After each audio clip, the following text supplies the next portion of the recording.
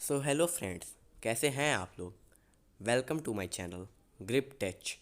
आज मैं आप लोगों को ऐसी चीज़ बताने वाला हूं जिससे आप लोगों को ये पता चलेगा कि हमारा जो ये यूनिवर्स है ये आखिर बना कैसे, यानी इसकी शुरुआत कैसे हुई।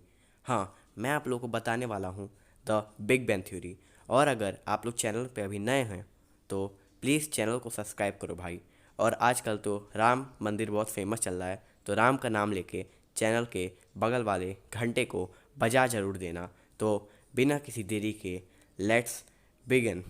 और वीडियो कैसी लगी ये कमेंट में ज़रूर बताना।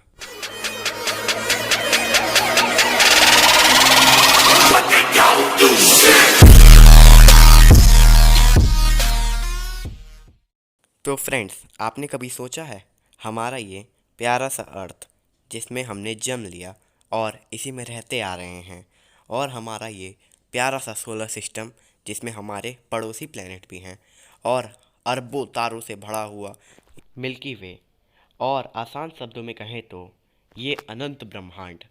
अगर आपको नहीं पता ये बना कैसे तो टेंशन मत कर यार, मैं इसीलिए आया हूँ। लेकिन ये बात हमें 2020 में तो पता नहीं चलने वाली है, तो हमें समय में थोड़ा पीछे जाना होगा, बहुत पीछे, करीब 13.8 बिलियंस ईयर ओल्ड। हाँ, ये हमारा यूनिवर्स है, यहीं हमारा अनंत ब्रह्मांड है। ये एटम से भी छोटे साइज़ में हमारा पूरा ब्रह्मांड समाया हुआ है। अभी इसमें इतनी एनर्जी है कि जितनी थैनोस और उसके 6 इन्फिनिटी स्टोन्स में नहीं हो। और दूसरा एग्जांपल ले सकते हैं तो जितनी super massive giant black hole में ना हो। और आखिर इतनी एनर्जी थी तो इसमें, जिसके कारण इसमें एक ब्लास्ट हो गया, और वो ब्लास्ट यूनिवर्स का सबसे बड़ा ब्लास्ट था। और उसी ब्लास्ट से निकली बहुत सारी प्योर एनर्जी, जिससे हमारा ये बना अनंत ब्रह्मांड। और उसी समय टाइम भी बना, या आप ये भी कह सकते हैं कि उसी समय टाइम का भी जन्म हुआ था। अब ब्लास्ट से निकली हुई प्योर एनर्जी कई सालों तक हमारे यूनिवर्स में फैलती रही। ये एनर्जी इतने सालों तक हमारे यूनिवर्स में फैलने के कारण ये एनर्जी बहुत ज़्यादा ठंडी पड़ने लगी। और जब ये एनर्जी ठंडी पड़ने लगी तब जाके जन्म हुआ मैटर का, फिर एटम का, और उसके साथ साथ इलेक्ट्रॉन, प्रोटॉन, न्यूट्रॉन। लेकिन मैटर के साथ साथ एंटी मैटर का भी जन्म हुआ। अब मैटर तो सभी को पता है कि वो सब्सटेंस जिससे हमारा ये फ़ोन बना, जिसमें आप बैठ के ये वीडियो देख रहे हैं, और इसी मैटर से बना हमारा ये प्यारी सी अर्थ। और आसान शब्दों में कहें तो हमारा ये अनंत ब्रह्मांड ये इसी मैटर से बने हैं। वहीं दूसरी तरफ एंटी मैटर और मैटर दोनों एक दूसरे के अपोजिट हैं, तो जब भी वो दोनों एक दूसरे से मिलते थे तो एक दूसरे को डिस्ट्रॉय कर देते थे। लेकिन सारे मैटर और एंटी मैटर के डिस्ट्रॉय हो जाने के बाद एक मैटर का पार्टिकल बचा हुआ था। अब उसके अपोजिट कोई भी एंटी मैटर तो था नहीं जो कि उसे डिस्ट्रॉय कर सके, तो उस मैटर के पार्टिकल में एक ब्लास्ट हो गया। फिर उस ब्लास्ट से बहुत सारे निकले डस्ट के पार्टिकल जो कि एटम थे। फिर उन एटम को एक दूसरे से एक फोर्स अट्रैक्ट करने लगी जो कि थी फोर्स ऑफ ग्रेविटी।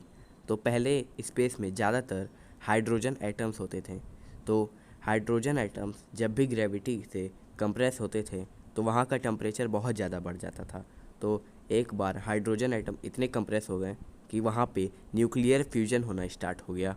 अब उस न्यूक्लियर फ्यूजन से इतनी एनर्जी निकली कि उस समय जाके बना हमारा पहला स्टार।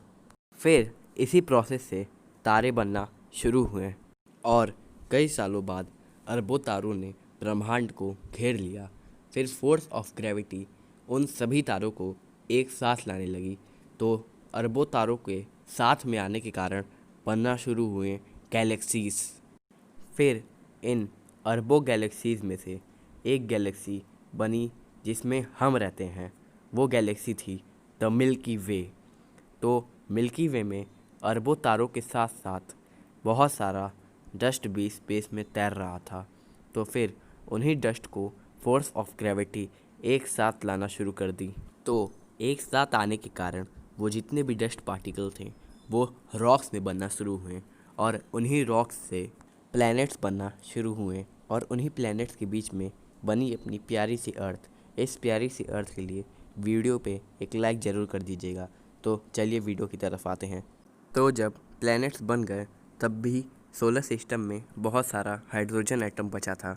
तो ग्रेविटी उन सभी हाइड्रोजन एटम को साथ मिला के कंप्रेस करने लगी। तो जब हाइड्रोजन एटम ग्रेविटी से कंप्रेस होने लगे तब जाके वहाँ पे बना हमारे सोलर सिस्टम का सन। तो सन जब बना तो बहुत तेज़ सोलर विंड चलने लगी।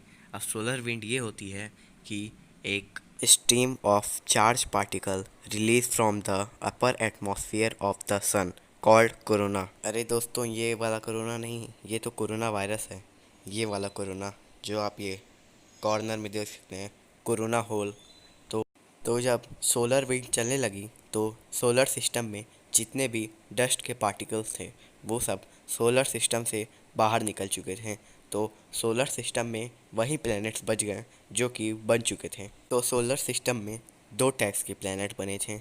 एक प्लैनेट जो कि थे रॉक्स वाले और दूसरे प्लैनेट जो बने थे गैस से। तो रॉक्स वाले प्लैनेट जैसे कि मर्क्यूरी जो कि सूरज के एकदम करीबी वाला प्लैनेट है, और दूसरा था वीनस जो कि मर्क्यूरी के बगल में था, और तीसरा अपनी प्यारी सी अर्थ जिसमें हम और आप रहते हैं, और चौथा मार्स। अब तो ये हो गए रॉक्स वाले प्लैनेट। अब जो प्लैनेट गैस से बने थे वो हैं जुपिटर जो कि अपने सोलर सिस्टम का सबसे बड़ा प्लैनेट है और इस पे एक जाइंट रेड स्पॉट भी है। और अगला सैटर्न जिसके पास बहुत बड़ी रिंग है। फिर यूरेनस जो कि बहुत ठंडा प्लैनेट है। फिर एंड में नेपट्यून जो कि अपने सोलर सिस्टम का आखिरी प्लैनेट है। अब एंड में तो मैं यही कहूँगा कि एक बिग बैंग के चलते आप और मैं जन्म लिए, तो से thank you to big bang. और मैंने तो कह दिया है, आप भी कह दो। तो वीडियो को शेयर करना तो भूलिएगा मत, क्योंकि ये कंपलसरी है। तो मिलते हैं अगले वीडियो में। Thanks for watching.